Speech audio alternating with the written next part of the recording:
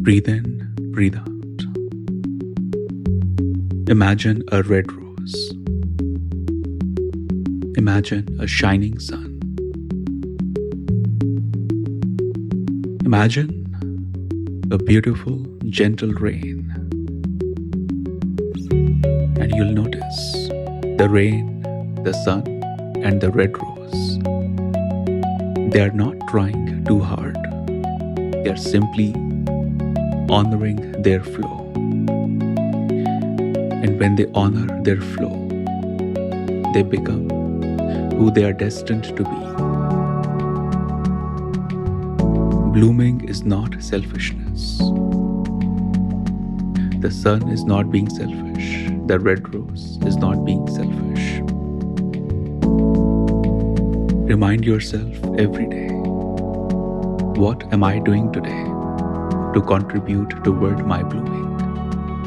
What am I doing today to bloom a little more, to express a little more, to play a little more?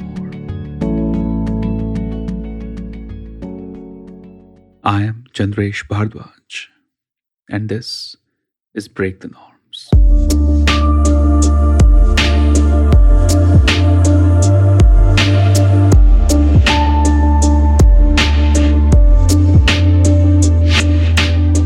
Namaste everyone, I hope you're doing well. I have a good news to share with all of you. I finished recording the 30 meditations for Leela Gurukul, for the first course of Leela Gurukul.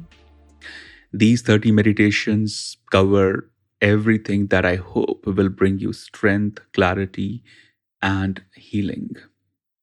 They start from gratitude, self-reflection, and conclude at the conscious abundance, experience of higher consciousness, and some really fascinating stuff in between. And now the next step in the Leela Gurukul is to film the course, the first meditation course. I will be sharing some questions on Instagram on what exactly would you want to experience in the meditation course. There are plenty of courses out there, and my intention is to bring a course for you that's not only helpful to deepen your meditation, but something that can also start to transform and heal deeper within. Feel free to email at info@breakthenorms.com or simply drop a message on my Instagram at cbmeditates. And do not forget to sign up on leelagurukul.com, because if you sign up, you will get to know when the applications will be open this month. I'm excited to hear your suggestions. What exactly would you like to experience in Leela Gurukul? And I think it's going to be beginning of a very beautiful journey between us. Now, getting into the topic for today, think less, feel more. And for some reason, there is this one story, one incident keeps showing up in my mind.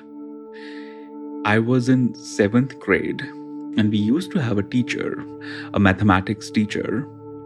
He had a very interesting way of punishing the students. In the Indian education system, Asian education system, punishments have been important.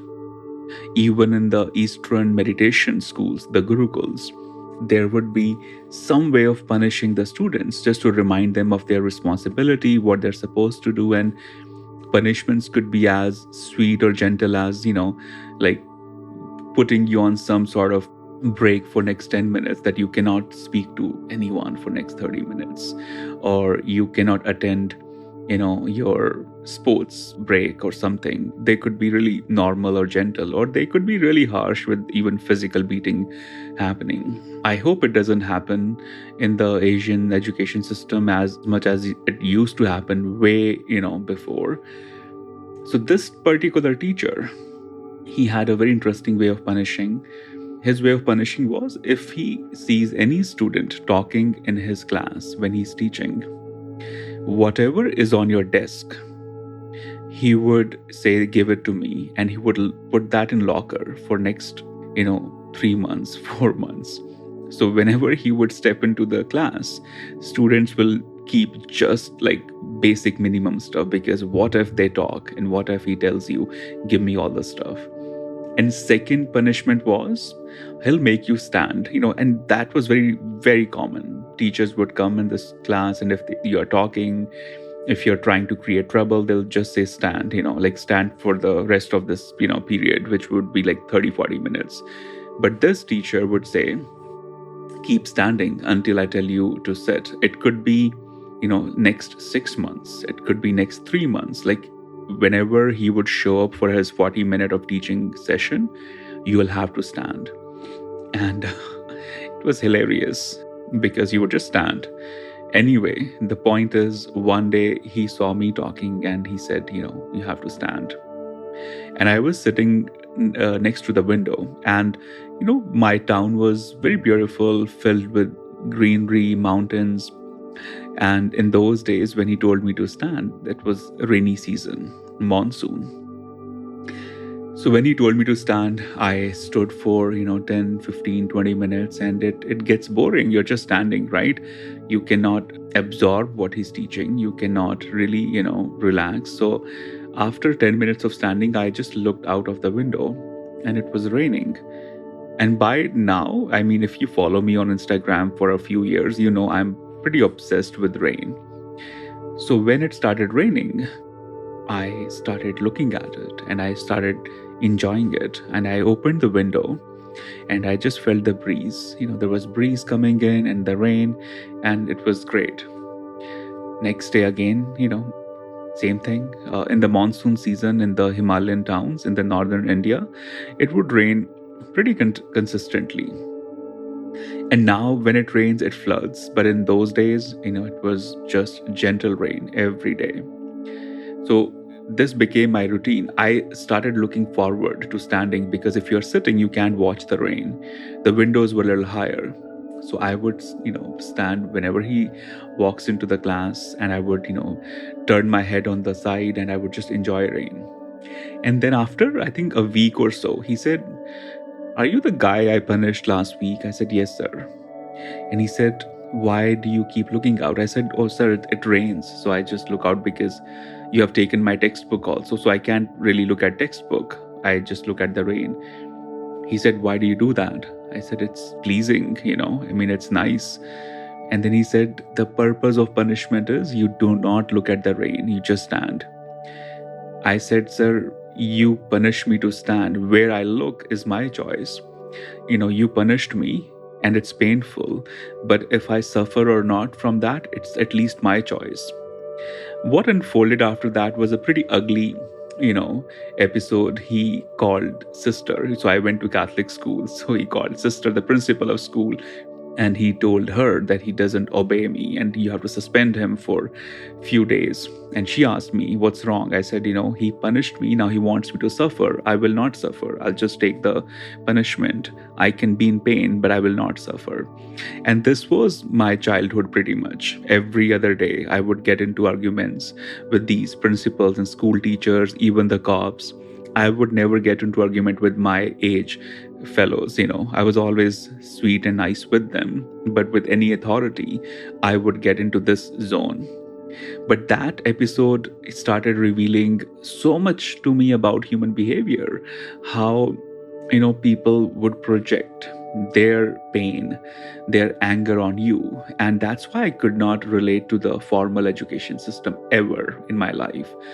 Be it the schooling life or the college life in New York, I just could not relate to how they teach the same thing to like 100 students in one class. Those 100 students have very different hundreds of ways of absorbing the wisdom, but you're put through a very direct way, only one way, one template, and that doesn't work out well. The reason I'm sharing this story is because a few days ago, someone asked me, when I meditate, I experience sadness, and I started meditating to get out of sadness, but the sadness is still there. So what do I do with it? And this brings so many, perceptions and ideas that our mind has about meditation, that meditation is supposed to give you some playful goddess dance all the time. It doesn't really work like that. This incident with teacher taught me very important thing, that they can punish you, they can put you in misery, but if you suffer or not, it's still your choice. Not an easy choice, it takes a lot of work, but it's there. I'm very sure when I said those lines to the sister and the teacher, I wasn't really being aware or wise. I was just expressing as a child. And that's the beauty of being a child. You are fearless, you say things, you don't judge, you don't calculate. As an adult, you are way more corrupted. So the point is still the same. If there is sadness, if there is darkness, if there is pain, learn to play with the pain. Learn to see what could be the outcome of this pain. When you watch a certain movie, an art, a poetry, and many creations in the world out there, when you get to know the background story, you realize there was so much pain driving that art. There was so much sadness driving that, creation. Because sadness is not something that's randomly happening. Sadness, darkness is as much part of you as light, as happiness, as joy. But if you start to hate your sadness, you can never go deeper in meditation. If you are meditating and you start to experience the sadness, witness the root of the sadness. You can cry, you can scream, you can write a poetry, you can create an art. Maybe you can start journaling on some tough questions. If you feel it all, if you channel it all, you will open some really mysterious doors of healing for you. We are taught to think more and feel less. That's why so much drama happens in our life. It starts from very simple things. When you're a child and you want something, and the parents will tell you cannot get this, and then you throw a little drama, you throw a little tantrum, and they kind of agree with you after that. These kind of things start to make you calculative. You start to calculate emotions. You start to put up a performance, and it keeps getting stronger and deeper after that. And when you get to college, you are taught how not to feel things and clearly put up a mask. They want to make you civilized. They want to make you educated. They want to give you new ideas of how life should be lived, and it takes away the playfulness in you. When I was in school, in every parent-teacher meeting, my teacher would tell my mom, Chandresh could be the top 3 students in the class, but he hangs out with, students who barely pass the class every year. If we change his friends, he could be one of those top 3, but he's always, I was still in the top 10, but never in the top 5. And my mom would ask me, do you feel your friends are not good? She never forced me to change friends. She would just ask me because every year the teacher would say the same thing. And I would tell her, the students who are in the top 3, they are always so scared of their parents, scared of teachers, scared of even laughing, scared of even expressing their joy. And they were so brutally concerned with their reputation in 5th grade that it still gives me trauma. I remember there was a student in my class who was punished, who was told to stand outside the class for like 30 minutes, and he cried as if it was the end of the world. And he cried because he would be seen by other teachers and they would shame him, and it would just kill his reputation. And it brings so much anger in me even now, because you're killing the childhood of innocent soul. He's in 5th grade. He doesn't even know what life is, but you're teaching him such terrible ways of living. You're creating so much shame in him. And he added me on Facebook, a few weeks ago. And trust me, things have not changed. I'll not go into details, but trust me, I can feel that child in him who's majorly concerned about his reputation is still there. When Sufi saints like Rumi tell you, destroy your reputation, they're simply telling you to think less and feel more. Stop creating the splits in you. Stop dividing your heart, your mind, and plenty of these ideas about life. All these ideas will only create more schizophrenia. It will create more multiple personalities in you. And we already have ton of that happening out there. We have ton of that happening within us. When we meditate, we start thinking and calculating the experience. When we love, we calculate the exchange of emotions. That's why there's no passion happening in the heart. All of that is happening in the head. I get messages from many of you that when you are with your partner, you don't feel passion. But when you're just sitting by yourself and imagining, you feel the passion. This is what happens when we, put the focus on thinking and less on experiencing, less on the feelings itself. To conclude this podcast, I would only want you to go into meditation after this podcast and ask yourself, in what areas I am thinking and calculating and analyzing more, and in what areas of my life I need to feel more. What feelings of my existence I have been ignoring? What feelings I need to taste more? What feelings I need to express more? There might be some feelings you need to express to a person. There might be some feelings you do not need to express to a person, but just go into your own meditative zone. Maybe hike to a mountain and just scream there. Just release it all there, my friend. Your stomach is constantly telling you, the navel center is constantly telling you that you have been suppressing a lot within. The point is to release the revenge plans, release the grudges, release the resentments, and come back to this effortless, choiceless awareness where you can experience your aliveness 24/7. Let me know how this episode resonates with you, if it brings up any questions.